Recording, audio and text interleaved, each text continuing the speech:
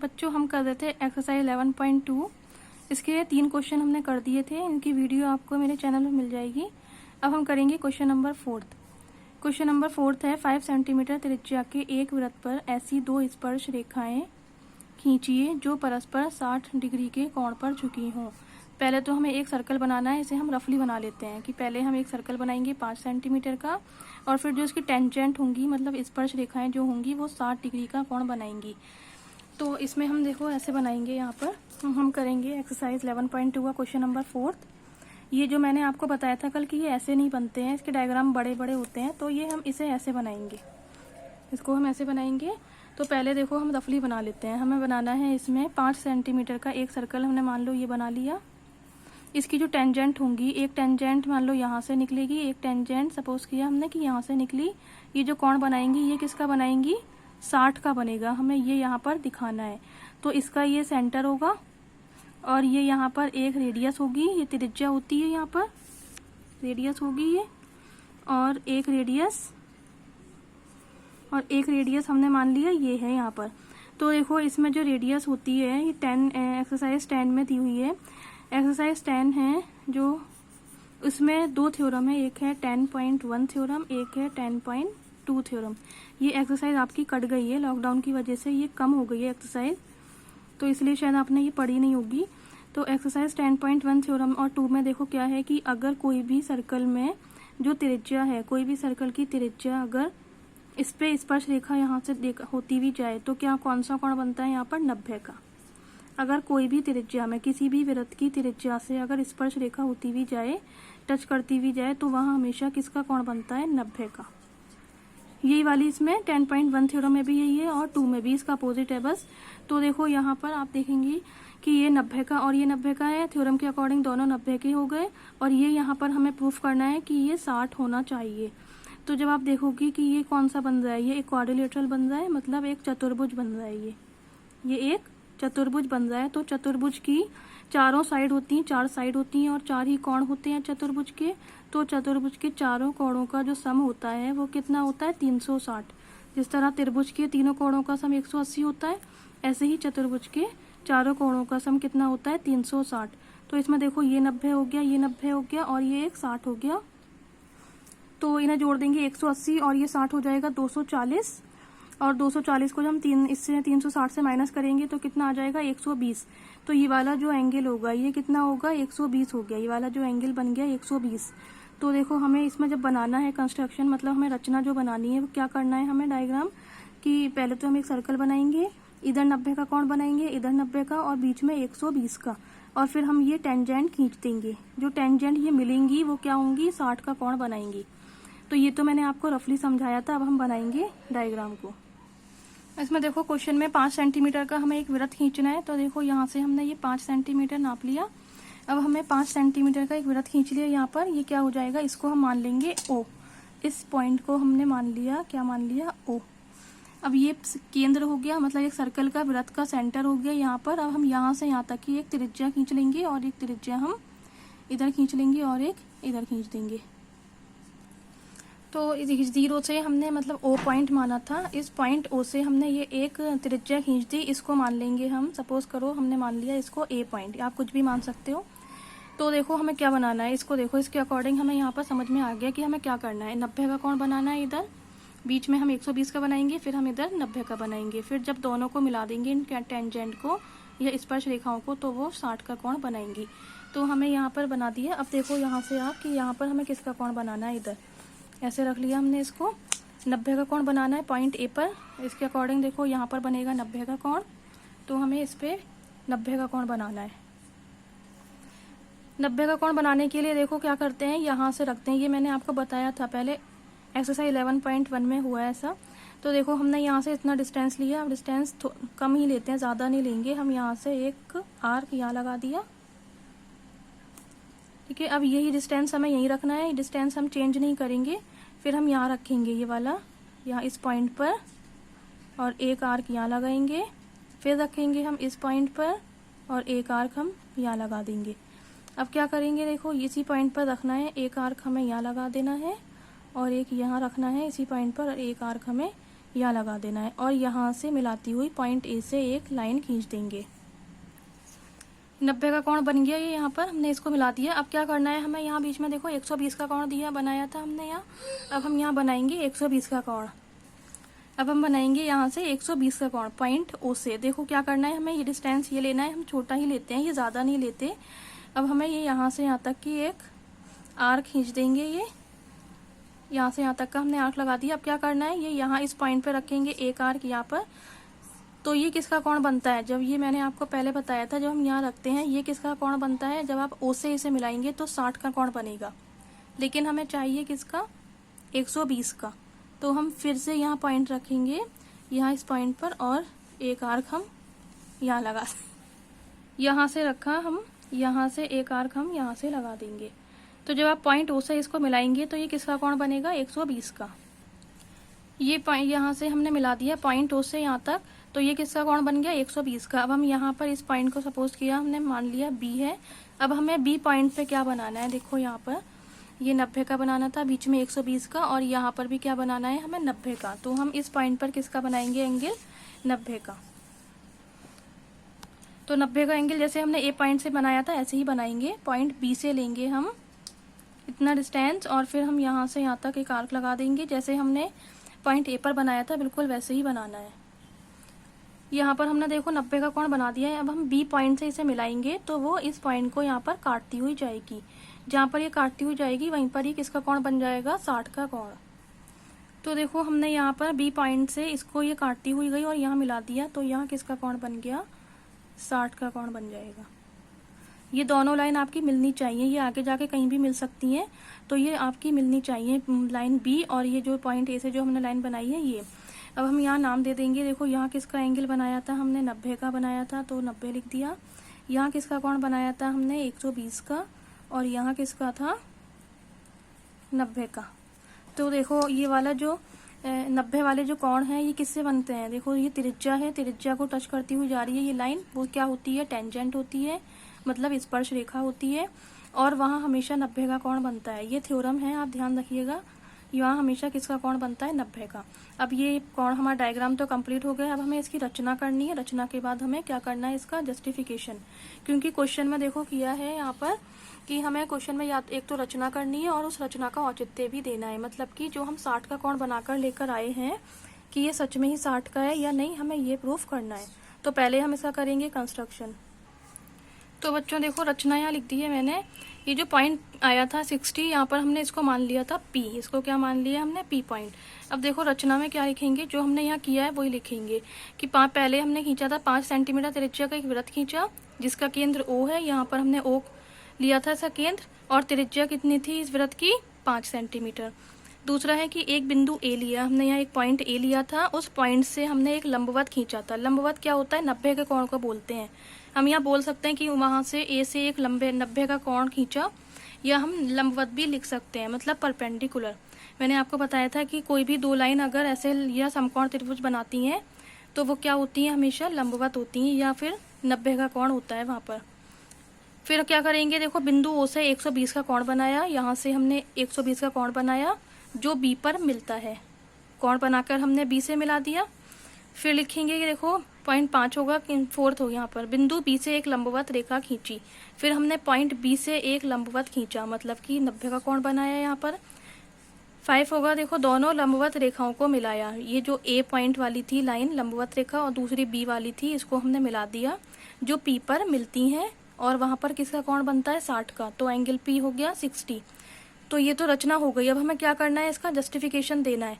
तो जस्टिफिकेशन कैसे देंगे कि देखो हमारा ये क्या है, यहाँ क्वाड्रिलेटरल है। मैं आपको पहले भी समझा चुकी हूँ कि ये एक हमारा चतुर्भुज है, और इनमें चतुर्भुज की तीनों साइड का क्या होता है, चारों 4 साइड होती हैं, चारों कोणों का योग कितना होगा, 360। तो हमें जैसे कि 90 पता है, 120 पता है, 90 ये वाला पता है। अब हमें P पॉइंट निकालना है, जो हमें जस्टिफिकेशन में पॉइंट P निकालना है, क्या आएगा। तो देखो हम यहाँ जस्टिफिकेशन में लेंगे कि इन द गिवन सर्कल, जो हमें सर्कल दिया हुआ है, जो हमने बनाया है उस सर्कल को देखेंगे। देखो यहाँ A है 90 का, पॉइंट O है 120 का, और B है 90 का। तो हम वही लिख देंगे कि A है 90 और पॉइंट एंगल B कितना होगा, एंगल B यहाँ पर 90 का है, और एंगल ओ यहाँ कितने का है, 120 का है। ये यहाँ पर अब हमें पी पॉइंट निकालना है। तो देखो क्या करते हैं, हम यहाँ लिख देंगे कि जो एंगल BPO जो पूरा जो वो होगा क्वाड्रिलेटरल है, ये BOAP, ये क्या है, एक क्वाड्रिलेटरल है, मतलब एक चतुर्भुज है। तो देखो यहाँ पर होगा कि BPAO क्या है, एक क्वाड्रिलेटरल है, ये Q है। क्वाड्रिलेटरल मतलब चतुर्भुज है। सो बाय एंगल सम प्रॉपर्टी, मतलब यहाँ पर चतुर्भुज की जो प्रॉपर्टी के द्वारा क्या हो जाएगा, कोण के गुण के द्वारा क्या हो जाएगा, तो एंगल A जो होता है plus angle B plus angle O और प्लस एंगल P, यही तो चार हमें कोण दे रखे हैं यहाँ पर। इन्हीं चारों का जो सम होगा, मतलब इनका प्लस जो होगा वो 360 के बराबर होगा। जैसे त्रिभुज का होता है 180 के बराबर 3 कोणों का, ऐसे ही इसमें 4 कोणों का होता है। तो ये 90 हो गया, ये भी 90 हो गया, ये हमें 120 दे रखा है यहाँ पर, और हमें ये पता है, निकालना है हमें, ये मतलब प्रूफ करना है कि ये 60 आ रहा है या नहीं आ रहा। तो ये 360 है ये। अब देखो क्या करेंगे, इनको जोड़ दो तो कितना आ जाएगा, 90 90 180 और ये 120 कितना आ गया, 300 आ गया, प्लस एंगल P इक्वल 360। अब देखो जब हम इधर लेकर आएंगे तो कितना आ जाएगा, ये 90 का 60 का आ जाएगा एंगल P। जब इधर हम माइनस करेंगे तो ये एंगल P कितना आ जाएगा, 60 का। तो हम ये यहाँ पर प्रूफ कर चुके हैं जस्टिफिकेशन में कि एंगल P जो है 60 का ही आएगा, और जो हमने बनाया था यहाँ कंस्ट्रक्शन वो भी 60 का आया था। तो क्वेश्चन नंबर 4 आपका कंप्लीट है। अब हम करेंगे क्वेश्चन नंबर 5। क्वेश्चन नंबर 5 है कि 8 सेंटीमीटर लंबा एक रेखाखंड AB खींचिए। A को केंद्र मानकर 4 सेंटीमीटर त्रिज्या का एक वृत्त तथा B को केंद्र लेकर 3 सेंटीमीटर त्रिज्या का एक अन्य वृत्त खींचिए, और प्रत्येक वृत्त पर दूसरे वृत्त के केंद्र से स्पर्श रेखा खींचिए। तो इसमें 2 वृत्त होंगी और हर वृत्त से एक इसमें स्पर्श रेखा होगी। तो कितनी स्पर्श रेखा हो जाएंगी, 4। तो देखो हम यहाँ रफली बना लेते हैं। इसमें दिया हुआ है, पहले तो हमें 8 सेंटीमीटर का एक रेखाखंड खींच लिए यहाँ पर। इसके इधर से 4 सेंटीमीटर त्रिज्या लेकर हमें एक सर्कल बनाना है, एक इधर से बनाना है सर्कल। फिर जो यहाँ पर एक तो हमें इस वाले पॉइंट से वो खींचनी है स्पर्श रेखा, और एक हमें इस वाले पॉइंट से स्पर्श रेखा खींचनी है। तो देखो हम इस ऐसी बनाएंगे। जब हम बनाते हैं इसमें क्या करते हैं, जैसे और क्वेश्चन में किया था, हमने इस लाइन का समद्विभाजक खींचा था, फिर जो हमें पॉइंट मिल जाता है वहाँ हम स्पर्श रेखा खींचते हैं। तो टोटल स्पर्श रेखा कितनी हो गई, 4। तो पहले हम इसमें रफली बना लिया, अब हम इसमें बनाएंगे फेयर में। तो देखो हमने यहाँ पर 8 सेंटीमीटर की एक ही लाइन खींच ली थी। ये लाइन खींचने के बाद 4 सेंटीमीटर हमने स्केल से नापकर, ये जो 4 सेंटीमीटर हमने यहाँ से नापा स्केल से, और फिर यहाँ पर A को केंद्र मानकर हमने ये सर्कल खींच दिया। क्वेश्चन में देखो हमें दिया हुआ है कि हमें यहाँ पर देखो यहाँ दिया हुआ है कि 8 सेंटीमीटर का एक हमें रेखाखंड AB खींचना है, फिर A को केंद्र मानकर 4 सेंटीमीटर त्रिज्या का एक वृत्त, और फिर हम B को केंद्र लेकर 3 सेंटीमीटर त्रिज्या का एक अन्य वृत्त खींचना है। तो ऐसे ही देखो हमने B को केंद्र माना 3 सेंटीमीटर, ये यहाँ से नाप लेंगे, ये देखो ये 3 सेंटीमीटर, और फिर हमने यहाँ पे रखा B को केंद्र मानकर एक ये सर्कल खींच दिया, और ऐसे ही ये 4 सेंटीमीटर का A से खींच दिया। अब क्या करेंगे, हमें इस लाइन का समद्विभाजक करना है। ये जो लाइन हमने मानी थी AB, इस लाइन का हम समद्विभाजक करेंगे। समद्विभाजक करने के लिए क्या करते हैं, इस लाइन से आधे से ज़्यादा डिस्टेंस लेते हैं। ये हमने डिस्टेंस ले लिया, और एक आर्क हम यहाँ लगाएंगे, ऐसे ही एक आर्क हम नीचे लगाएंगे, फिर इधर से रखेंगे इसके ऊपर, फिर ऐसे ही नीचे लगाएंगे। समद्विभाजक करना तो आपको आता ही होगा। यहाँ लगा देंगे और फिर लाइन को हम मिला देंगे। तो देखो हमने इस लाइन का समद्विभाजक कर दिया है। समद्विभाजक करने के बाद हमें ये पॉइंट मिला। कौन सा पॉइंट मिला, एक बीच में ये वाला पॉइंट। इस पॉइंट से और A के, ये इनमें से कोई सा भी डिस्टेंस ले लेंगे हम। तो हम ले लेते हैं इस पॉइंट को यहाँ से, मतलब ये जो बीच वाला पॉइंट था,